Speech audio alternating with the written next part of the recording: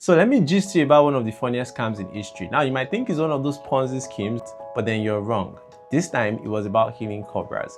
Now at the time in India, when the British people were in control, the British people are like, we want to be chilling on the weekend, we want to be having fun, playing golf, taking wine, and the last thing we want is having to deal with somebody getting bit by a cobra.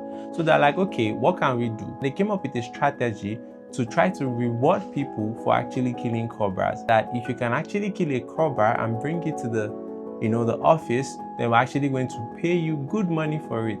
And then at this point, people in India got up to the task and then became hunters overnight and started killing cobras. Of course, some people got bit as well. But once you can kill a cobra, take it there, boom, you're cashing out. And then people started to kill cobras to a point where cobras were actually reducing. But then, some people that were not very, very, very upfront were like, let's think about this thing actually. How much does it cost to actually raise a cobra so I can get my reward money?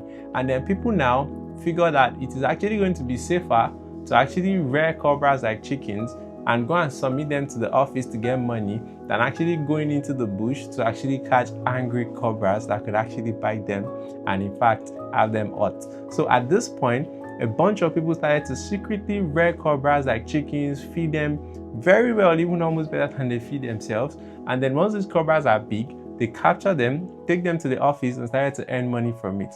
And the British people were like, come to think of it though, what's going on? People have been killing cobras, have been paying, but then the cobras are not reducing. What exactly is the issue? So the British people did some research and they figured out that people have actually been secretly rearing cobras, and that is why there has been an increase in the count of cobras being submitted, and they stopped paying people for actually killing cobras. Now at this point, a lot of people already had a bunch of cobras that they've been rearing, and they're like, holy cow, what are we going to do about this? There's no way we're going to keep rearing cobras if nobody will pay us for it.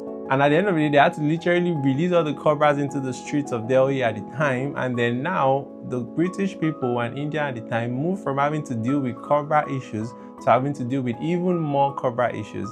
If this story sounds interesting to you and you would like to hear more like it, do drop me a follow and I'll see you on the next one.